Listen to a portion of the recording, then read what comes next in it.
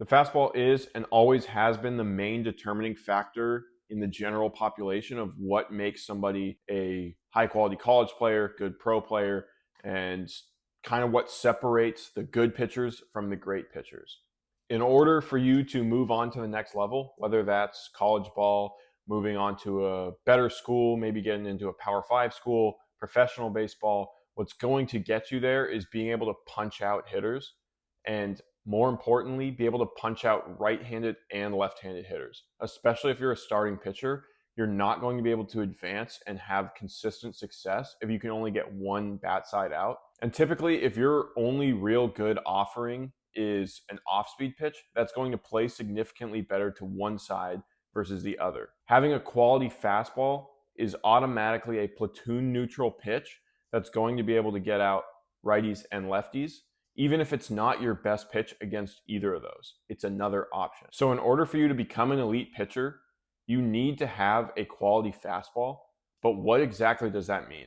Of course, there's fastballs that are obvious and stand out. And there's guys that can kind of just know it when they see it. But understanding on a more deep level what makes a fastball quality and one that works against both bat sides at high levels is extremely important to your development and can change your career path. So what we're going to go through in this video are the three main pillars of a dominant fastball and how to achieve those. I can guarantee you that if you're able to master these three pillars, you're going to dominate the level you're at and have a very successful baseball career.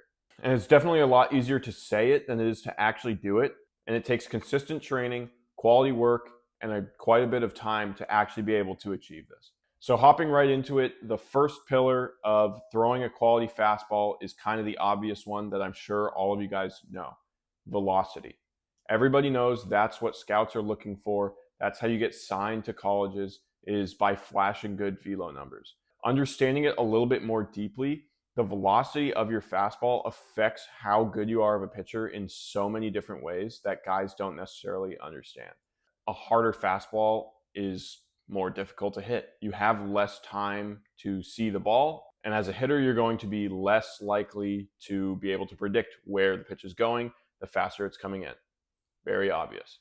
But on a deeper level, the higher your capacity is to throw the ball at a high miles per hour clip, the harder you're going to be able to throw your off speed, which is going to make those more dominant as well. And the harder you throw your fastball, the hitter has to be ready for a higher fastball velocity and be on time for that. And that makes your off speed weapons even more difficult to hit. It's important to understand, obviously, that fastball velocity is not the only answer, but it does give you significantly larger margin of error.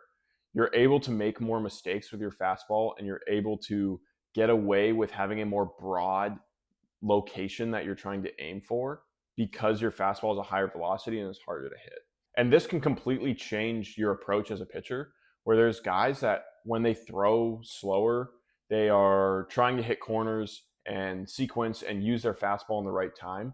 But if you notice, a lot of times with guys that have plus fastballs that throw gas, they're able to be actually more relaxed on the mound and have a simpler game plan where they can just attack and throw it in the zone. And that's a super valuable asset to you, to be able to have something that you've thrown your entire life. Basically, everybody throws a fastball, and be able to just say, hey, here it is, see if you can hit it.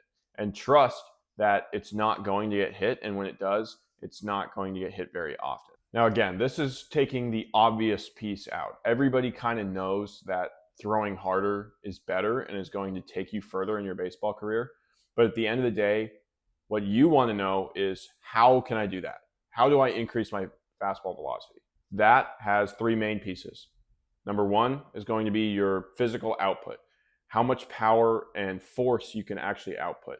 That's going to be in the weight room, speed training, basically how much weight you can move, how strong are you, and then how fast can you produce that force. That's if you're explosive, can you jump really high? Can you move weight really fast? If you're able to do those things and you can have a big engine that you're producing a lot of force out of, that is a big piece to you throwing hard. There are guys that have perfect mechanics that are 14 years old and scrawny. They don't throw 95 miles an hour. And there's guys that don't really have great mechanics, but they are extremely strong, extremely athletic, and they're able to put a ton of force into the baseball. That piece of just being a really good athlete is huge towards making a good fastball. The second piece that goes into building high velocity is your mobility. This is all over online, mobility drills. A lot of you guys don't really understand what mobility actually is. It's not just stretching. It's not just sitting there and touching your toes and holding it for a long time and doing things like that that are just kind of elongating your muscles. What you need to be able to do is actually control those positions and be able to accept force and produce force out of those positions. What that means is in your training, you have to be able to get to deep ranges of motion, move throughout them with some stress. That usually means adding a weight or some sort of impact at deep positions and training that over and over again until your body's used to it. Once your body's actually used to it, then you're going to be able to use that movement when you're on the mound and put it into your pitching mechanics, which takes me into the third and final piece to building high velocity. That's going to be efficiency in your mechanics. How well do you sequence? What positions can you get into? And basically how fast you can move through positions. Guys with really efficient mechanics that also produce a lot of force and are in deep positions, they throw really hard. It's that simple. Obviously, again, a lot easier to say than do. And getting on a program that can focus on all these things and balance them out is crucial to anybody that's trying to throw hard. But those are the main things that you need if you want to build velocity. And that velocity is going to be the main piece in what makes your fastball high quality. The second pillar of having a high quality fastball is the movement profile of the pitch. So in general, what that kind of means is how much vertical movement you can get on the fastball, because that is going to miss underneath the bat of the hitters. A lot of guys think it's cool to have a lot of side spin and run on their four seam, and they think that's nasty. And to some hitters it is, but in general, the more vertical movement you can get on the fastball, the more it's going to become a platoon neutral pitch that can miss bats versus lefties and righties.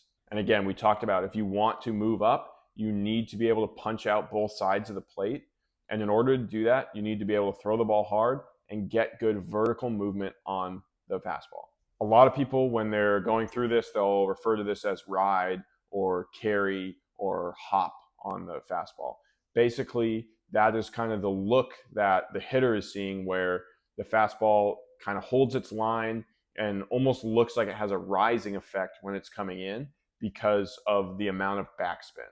And a lot of you guys probably think that there's really only like one or two ways to throw a fastball. But there are a lot of different ways to do it. And there's a lot of different skills you can master that are going to help you get more ride on the fastball.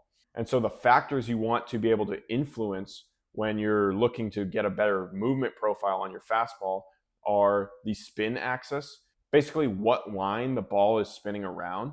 And you want that to get as close to 12 o'clock as possible. Basically more backspin and less side spin. The spin rate, how fast you're able to spin the ball. This one is a lot harder to influence, but can definitely make a difference in the magnitude of how much it moves. And then last, but definitely not least, is spin efficiency. So that is how much of the spin, the total spin rate, is contributing to the movement of the ball and is on that axis that you're spinning it on. The easiest one for you to influence to get more ride on your fastball is that spin efficiency piece. Everybody's going to be a little bit different. It's kind of a spectrum of spin efficiency. There's guys that throw good fastballs that are around 80% spin efficient, and the ones that have the best movement profiles are typically around 100% efficient, which means they are able to get their hands squared up behind the ball and truly backspin it. And that's where they get a lot of that movement going vertically into the ball, giving it that carry look to the hitter. And when it comes to the spin axis or the tilt, you want that as close to 12 o'clock as you can get. And the arm angle plays a big piece into how much vertical movement you actually need to get. Guys with really high release points need a lot of vertical movement to miss bats, where guys with lower release points can get away with less vertical movement because the ball is coming in on a flatter vertical approach angle. Basically, what that means is the plane that the ball is coming in on is flatter to the hitter, and that makes it more likely for them to swing under it. Guys with really flat vertical approach angles are able to throw the ball at the top of the zone consistently and get a ton of swing and miss, and even a lot of times get takes on balls at the bottom of the zone, because to the hitter, that looks like it's coming out of a window that's going to be down maybe by their shins or their ankles, and then ends up at their knees. Again, it kind of gives that illusion of the ball rising, even though it might not be all from backspin, but really from the release. So really, you're probably asking, how can I get more ride on the fastball? How can I influence my spin axis, my spin efficiency, my spin rate, those kind of things? My number one suggestion for that is getting a coach that's experienced with those kind of things and getting feedback from that coach. And the easiest way to do that is by getting video of how you actually release the ball. Get the camera behind where your hand's releasing it, put it on slow motion, and see how your fingers are coming off the ball.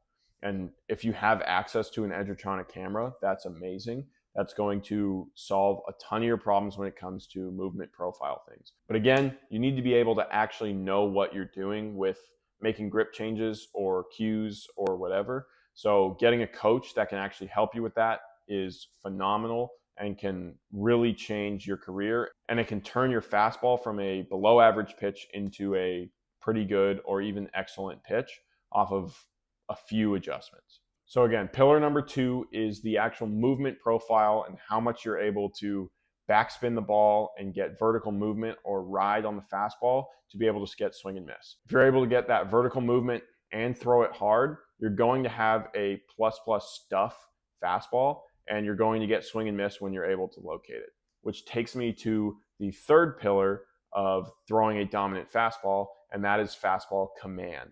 I know a lot of coaches don't really focus on this, especially in the private sector, when what they're trying to do is market, hey, my guys gain a ton of velo and their stuff gets way better. At the end of the day, it doesn't really matter if they go into the game and they walk the house and they suck. You want to have a dominant fastball, you have to be able to throw it in the zone and around the zone. If you spin the crap out of the ball, get all this carry, and you throw 96 miles an hour, but you're spraying it all over the place, hitters, especially good hitters, the further and further you move up, are not going to swing at that crap. So you need to learn how to command it to really get those 3 pillars locked in and have that trifecta that's, like I said, is going to make you into a dominant pitcher. And there's a few factors that go into command that if you master these skills, you're going to be able to throw more strikes and be around the zone more and let your stuff play better. So the first one is going to be a repeatable delivery.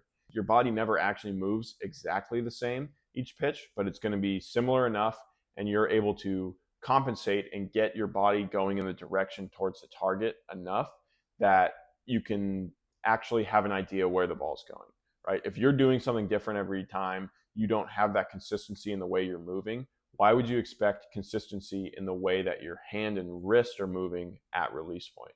Because it's really minor differences in how you release the ball that have major effects on where the ball goes. So you need consistency in how your wrist is coming through the baseball.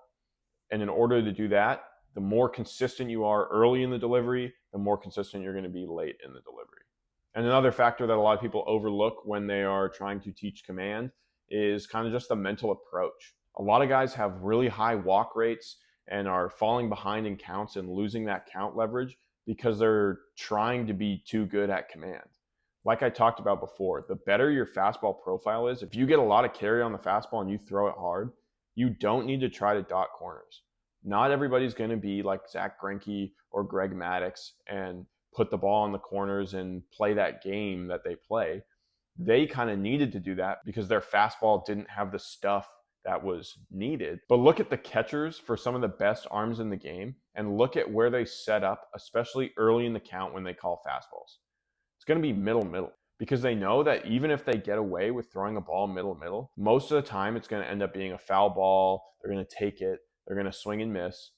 And now they're in better count leverage and they can get to work with moving the fastball up in the zone, throwing their spin, getting to positions where they can start to get the guy out. But it doesn't matter if you're falling behind and you get into a position where now the hitter knows what's going to come. That's where now you're giving the hitter the advantage that they never should have. So understanding, having a mental approach of attacking the hitter and really just filling up the middle of the zone will change the way that you pitch and make you a more dominant pitcher just off of getting you in better counts and getting you into positions where you can throw your nasty stuff. And the last factor that can make a big difference in the command is just the visual focus and your intent of where you're trying to throw it, and understanding where you miss. If you miss a lot, let's say up in arm side, aiming up in the zone, because you know that's maybe where your fastball plays, is probably not going to lead to good outcomes because you're going to miss higher and above the zone and have these big misses in chase zones in non-chase counts. Where early in the count, if your goal is to try to get ahead and get in the zone, and you know your miss is constantly going up in arm side, maybe your thought is going to be to start it low and away. Even though that's not thinking middle, it's actually setting you up to throw the majority of your pitches in the heart of the plate. And again, if you're able to just challenge and do that and understand that that is going to get you a better outcome, that will change the way you're able to command. So practicing looking at the targets that you know are going to be where you throw in game during your bullpens, during your live BPs, things like that, are going to make a huge difference in the outcome of how you actually are able to command it when it's game time and you're not necessarily thinking about how can I place the ball where I need it to be. So at the end of the day, if your goal is to move up and play high-level professional baseball or high-level college baseball, you need to have some aspect of all three of these pillars. You have to be able to throw the ball hard, you have to be able to throw it near the zone, and you need to have a fastball that isn't just batting practice to the hitters. It's important that you don't neglect one or two of these just trying to train the other one, and understand that having a well-rounded fastball and a good fastball is going to put you in such a good position to be able to get guys out, because that pitch you're going to have more feel for than any of your other pitches, and you've thrown it your entire life, so you're going to be able to compete with it and turn your brain off and just go when it's time to throw it in a game. So now that you understand what are the factors that go into building a dominant fastball and a brief overview of how to accomplish those things, it's on you to be relentless in the way that you train and the things that you focus on when you're playing catch. And throughout this video, I've been saying it's a lot easier said than done. It's something that I can tell you to do, but if you don't really have a plan to do, it's almost useless. So if that's the case for you and you don't have a plan to make your fastball better, you're setting yourself up for failure. High-level baseball is more competitive now than it's ever been. Guys are throwing way harder, they're throwing nastier stuff. And if you're not working on those things consistently with good feedback, you're falling behind, and those guys are going to beat you out in the long run. So go to my website and apply to train with Icebreaker. If you join with us, you're going to be able to get a daily plan of exactly what you need to do, what your goals are that are going to get you to professional baseball, and exactly the day-by-day process of what you need to check off in order to move towards those goals. We've had a lot of success putting on velocity, spin, command in high school players, college players, kind of all of the above. Guys that throw all different kinds of ways. And this individualized approach getting towards your goals is going to be huge for you and your development. Appreciate you guys sitting through the video. I will catch you guys on the next one.